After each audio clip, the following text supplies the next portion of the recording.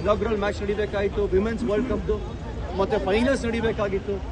ಅದು ಇಲ್ಲಿಂದ ಹೋಗಿದೆ ಅಂತಂದರೆ ಎಂಥ ಒಂದು ದುಃಖದ ಪರಿಸ್ಥಿತಿ ಇದು ಅಲ್ವಾ.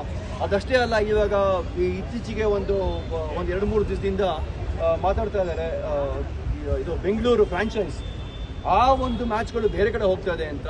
ಅದು ಖಂಡಿತ ನಮ್ಮ ಬೆಂಗಳೂರವರು ಕರ್ನಾಟಕದವ್ರಿಗೆ ಇಷ್ಟ ಆಗೋದಿಲ್ಲ. ಸೊ ಅದಕ್ಕೆ ನಮ್ಮಂಥ ಒಂದು ತಂಡ, ಬರೀ ನಾನು ಅಂತ ಹೇಳ್ತಾ ಇಲ್ಲ, ನಾನು ನನ್ನ ಜೊತೆ ಇರೋರೆಲ್ಲರೂ ಬಂದು ಇಲ್ಲಿ ಅದನ್ನು ಸರಿಪಡಿಸಬೇಕು ಅಂತಲೇ ಆ ಒಂದು ಮನೋಭಾವನೆಯನ್ನು ಬರ್ತಾ ಇರೋದು ನಾವು ಇಲ್ಲಿಗೆ. ಸೊ ಅದನ್ನು ಮಾಡೋದಕ್ಕೆ ನಮ್ಮ ಲೈಫ್ ಮೆಂಬರ್ಸ್ ಅವರು ಅದನ್ನು ಅನುಕೂಲ ಮಾಡಿಕೊಡ್ಬೇಕು, ನಮ್ಮ ಜೊತೆ ಇರಬೇಕು, ನಮಗೆ ಬೆಂಬಲ ಕೊಡಬೇಕು ಈ ಒಂದು ಚುನಾವಣೆಯಲ್ಲಿ ಅಂತ ಹೇಳಕ್ಕೆ ಇಷ್ಟಪಡ್ತೀನಿ. ಇಲ್ಲಿ ಮಿಕ್ಕಿದ್ದು ನಾವು ವಿನಯ್ ಮೃತ್ಯುಂಜಯ ಮತ್ತು ಸುನೀಲ್ ಸೋಮಸುಂದರ್ ಹತ್ರ ಕೇಳ್ಬೋದು.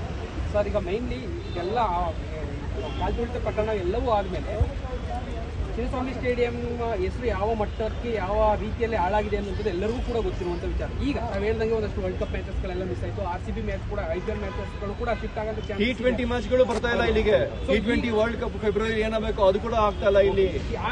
ಅದನ್ನೆಲ್ಲ ತಗೊಂಡ್ಬರ್ಬೇಕು ಅಂತಾನೆ ಇದೀವಿ ನಾವು ಇವಾಗ. ವಾಪಸ್ ತಗೊಂಡ್ಬರ್ಬೇಕು. BCCI ಜೊತೆ ನೀವು ಹೊಂದಾಣಿಕೆ ಸಾಕುವಂತ ನಿಟ್ಟಲ್ಲಿ ಈಗ ನಿಮಗಿರುವಂಥ ಚಾಲೆಂಜಸ್ ಏನು ಸರ್?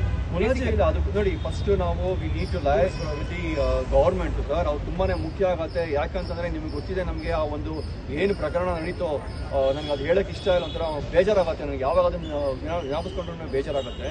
ಸೊ ಆ ಒಂದು ಪ್ರಕರಣ ಆದಮೇಲೆ ಪವರ್ ಕಟ್ ಮಾಡಿದ್ರು, ಎಲ್ಲ ಕಟ್ ಮಾಡಿದ್ರು. ಕೆಲವರು ಆನ್ ಮಾರಲ್ ಗ್ರೌಂಡ್ಸ್ನಲ್ಲಿ ರಿಸೈನ್ ಬೇರೆ ಮಾಡಿದ್ರು ಆಫೀಸ್ ಬೇರರ್ಸ್ ಆವಾಗ, ಮೈಂಡ್ ಯು. ಸೊ ಅದನ್ನ ನಾನು ನಮ್ಮ ವಿನಯ್ ಮೃತ್ಯುಂಜಯಕ್ಕೆ ಬಿಡ್ತಾ ಇದ್ದೀನಿ. ಅವ್ರು ಇನ್ನೂ ಚೆನ್ನಾಗಿ ವಿವರಣಾಗಿ ಹೇಳ್ತಾ ಇರೋದನ್ನ ದಯವಿಟ್ಟು ವಿನಯ್ ನೀವು ಏನಿಲ್ಲ ಸರ್, ವೇಟ್ ಸರ್